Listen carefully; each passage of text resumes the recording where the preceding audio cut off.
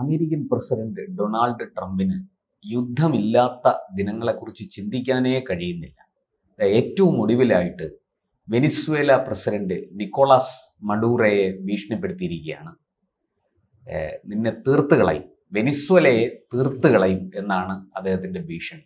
എന്താണ് ഈ വെനിസ്വേലയോട് ട്രംപിന് ഇപ്പോൾ, നേരത്തെ തന്നെ പ്രശ്നങ്ങളുണ്ട്, പക്ഷെ ഇപ്പോൾ പെട്ടെന്ന് ഒരു പ്രൊവക്കേഷൻ, ഒരു പ്രകോപനം ഉണ്ടാകാനുള്ള കാരണം എന്താണ്? പ്രകോപനം കഴിഞ്ഞ ദിവസങ്ങളിൽ ട്രംപിന്റെ ഡിഫൻസിനെ തന്നെ പേര് മാറ്റിയിട്ട് വാർ മിനിസ്ട്രി എന്നാക്കിയിട്ടുണ്ട്. അതെ, ഡിഫൻസ് മിനിസ്ട്രിയെ മാറ്റി വാർ മിനിസ്ട്രി. അപ്പം അദ്ദേഹത്തിന് യുദ്ധമില്ലാത്ത ഒരു യുദ്ധക്കൊതിയനായിട്ട് അമേരിക്ക മാറിയിരിക്കുകയാണ്. എന്നും അമേരിക്ക അങ്ങനെ ആയിരുന്നു. പക്ഷെ ഈ ഡൊണാൾഡ് ട്രംപിന്റെ രണ്ടാം വരവിൽ അത് ഇച്ചിരി കൂടിപ്പോയിട്ടുണ്ടോ എന്ന് ഒരു സംശയം എല്ലാവർക്കും ഉണ്ട്. ഇപ്പോൾ മെക്സിക്കോ ആയിട്ട് ഇദ്ദേഹം പൊരുതുന്ന നമുക്ക് മനസ്സിലാക്കാം. കാര്യം ക്രോസ് ബോർഡർ നാർക്കോ, അതിനകത്തൊരു ന്യായമുണ്ട്. പക്ഷേ ഈ വെനിസ്വേലയുടെ പ്രശ്നം കമ്മ്യൂണിസ്റ്റുകളോട് പൊതുവേ ഉള്ളൊരു പ്രശ്നവും, പിന്നെ ഈ അമേരിക്കയ്ക്ക് എണ്ണ കാണുമ്പോഴത്തേക്ക് ഒരു മതിഭ്രമം എപ്പോഴും ഉണ്ടാവാം. അത് അതിൻ്റെ സ്റ്റാറ്റിസ്റ്റിക്സ് നമ്മൾ മനസ്സിലാക്കിയാലേ നമുക്കത് കൃത്യമായിട്ട് മനസ്സിലാവും. ലോകത്ത് ഏറ്റവും കൂടുതൽ എണ്ണ റിസർവ് ഉള്ള ഒരു രാജ്യം വെനിസ്വേലയാണ്. അത് ഈ അറബ് രാഷ്ട്രങ്ങളൊന്നും ഇല്ല. സൗദിയില് വെറും ക്രൂഡ് ഓയിൽ നിക്ഷേപം ഏറ്റവും കൂടുതലുള്ളത് വെനിസ്വേലയിലാണ്.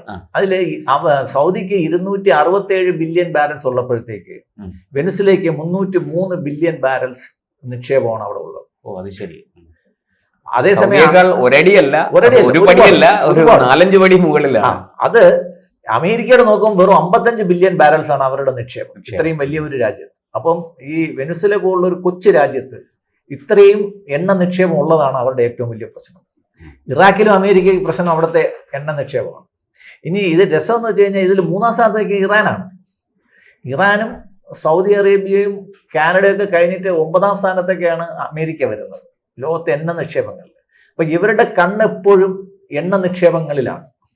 സൗദിയുടെ ഡിഫൻസിന്റെ ഏകദേശം ഒരു 90% കൺട്രോൾ ചെയ്യുന്നത് അമേരിക്കയാണ്.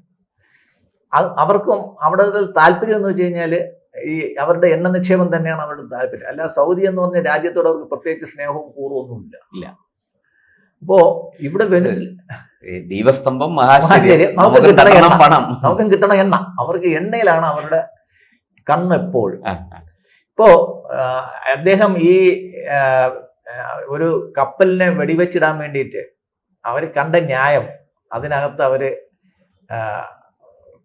മയക്കുമരുന്ന് കടത്തിയെന്നുള്ളതാണ്.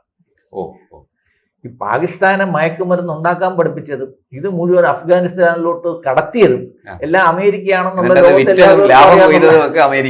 എല്ലാവർക്കും അറിയാമെന്നുള്ളൊരു കാര്യമാണ്. അപ്പൊ ഇവരുടെ ഈ അവര് നാർക്കോ ടെററിസം എന്ന് പറയുമ്പോഴത്തേക്കും നമ്മൾ നോക്കേണ്ടത് എണ്ണയോടുള്ള അവരുടെ അത്യാർത്ഥി എന്നാണ് നമ്മളെപ്പോലുള്ള ഒരു അതിനെ വിലയിരുത്തുക. കാര്യം അവരുടെ ഒരു പ്രശ്നം എന്ന് വെച്ച് കഴിഞ്ഞാൽ ഒരു കൺസർവേറ്റീവ് ക്യൂബ പോലുള്ള ഒരു കൺസർവേറ്റീവ് കമ്മ്യൂണിസ്റ്റ് രാഷ്ട്രം എന്നുള്ള രീതിക്ക് അവരിപ്പോഴും ലോകത്ത് ഏറ്റവും കുറച്ച് എണ്ണ ഉൽപ്പാദിപ്പിക്കുന്ന ഒരു രാജ്യമാണ്. കാര്യം അവരുടെ ഇൻഫ്രാസ്ട്രക്ചർ വെനിസ്വേല അവര് അടിസ്ഥാന സൗകര്യ വികസനം ഇല്ല.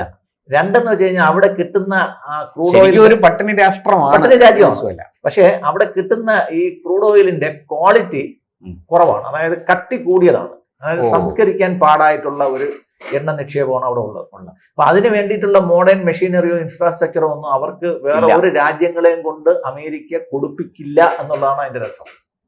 ഒരു അൺഡിക്ലെയർഡ് എംബാർഗോ അവരുടെ രാജ്യത്തിന് ഉണ്ട്, അപ്രഖ്യാപിത ഉപരോധം, അൺഡിക്ലെയർഡ് എംബാർഗോ അവിടെ ഓൾറെഡി ഉണ്ട്.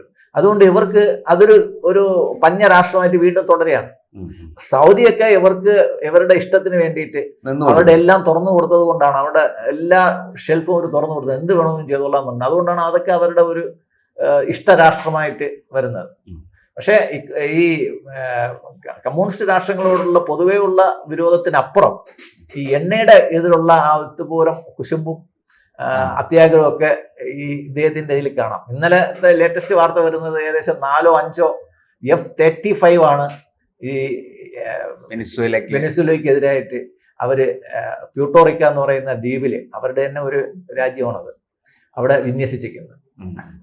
അവരുടെ ഒരു പ്ലാറ്റൂണിനെ തന്നെ, അതായത് ഒരു നല്ലൊരു വിമാനം പോലും ഇല്ലാത്ത ഒരു രാജ്യത്തിനെതിരെ അമേരിക്കയുടെ ഏറ്റവും പുതിയ സ്റ്റെൽത്ത് വിമാനങ്ങൾ ഉപയോഗിക്കുക, സ്റ്റെൽത്ത് ഫൈറ്റേഴ്സ് ഉപയോഗിക്കുക എന്ന് പറയുമ്പോഴത്തേക്ക് വളരെ ബാലിശമാണ് അയാളുടെ തീരുമാനങ്ങൾ എന്ന് വേണം വെച്ചാൽ അമേരിക്ക ഒന്ന് ഊതിയാൽ പറന്നു പോകുന്ന രാഷ്ട്രമാണ് വെനിസ്വേല. അതെ, പക്ഷെ അവർക്കെതിരെ ഈ പറഞ്ഞ പോലെ വലിയ കൊടുങ്കാറ്റ് അഴിച്ചു വിട്ടിരിക്കുകയാണ്. വലിയൊരു യുദ്ധം പ്രഖ്യാപിച്ചേക്കാണ് ആ രാജ്യത്തിനെതിരെ.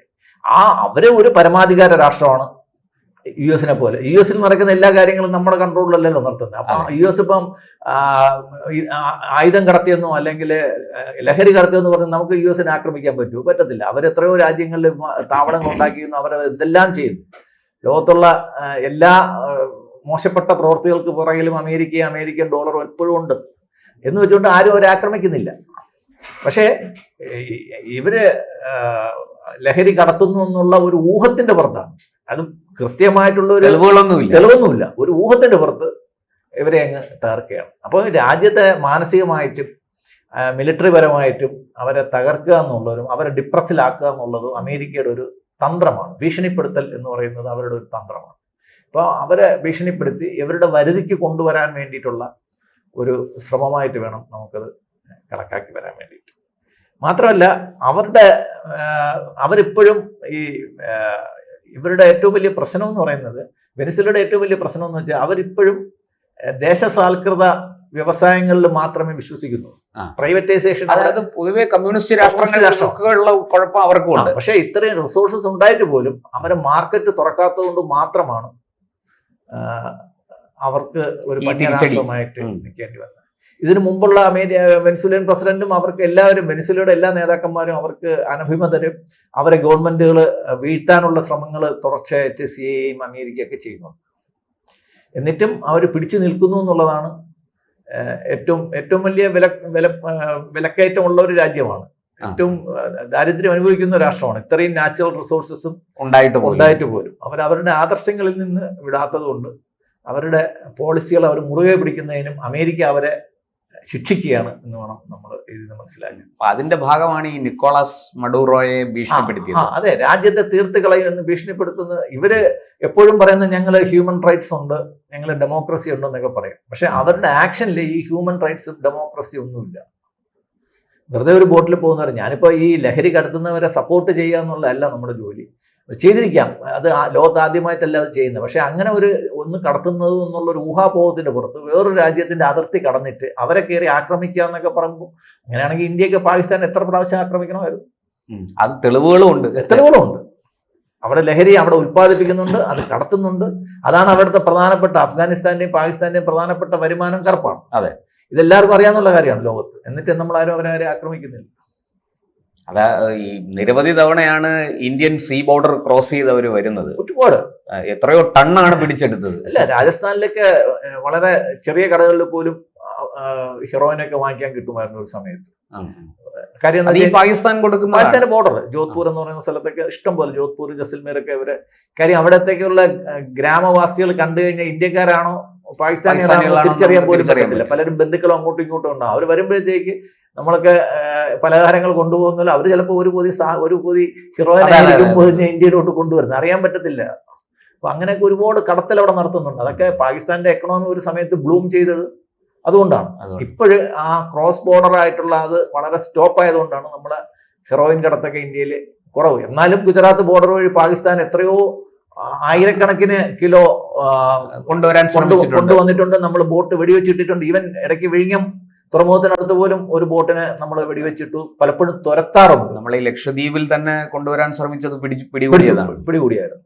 അപ്പൊ ഈ ശരിക്കും വെനസ്വേലയുമായിട്ട് ഈ പറഞ്ഞതുപോലെ ഒരു അടി വേണമെങ്കിൽ പ്രതീക്ഷിക്കാം നമുക്ക്. അല്ല, അവർക്ക് എതിരായിട്ട് നിൽക്കുന്ന എല്ലാ രാജ്യങ്ങളെയും അടിച്ചൊതുക്കുക എന്നുള്ളത് അമേരിക്കൻ സാമ്രാജ്യത്വത്തിന്റെ ഒരു രീതിയാണത്. ഒന്നിലും ഭീഷണിപ്പെടുത്തും, അല്ലെങ്കിൽ എന്തെങ്കിലും ഉപരോധങ്ങൾ ഏർപ്പെടുത്തും, അല്ലെങ്കിൽ എന്തെങ്കിലും സൗജന്യങ്ങൾ കൊടുക്കും. ഏത് വഴിയെങ്കിലും അവര് സാമം ദാമം ദണ്ഡം മൂന്നും ഭേദം ദണ്ഡ ഇതെല്ലാം ചതുരുപായങ്ങളും നോക്കും. അങ്ങനെ ഇന്ത്യ ഉൾപ്പെടെയുള്ള രാജ്യങ്ങളെ വശത്താക്കാനുള്ള ശ്രമങ്ങളാണ് അവര്.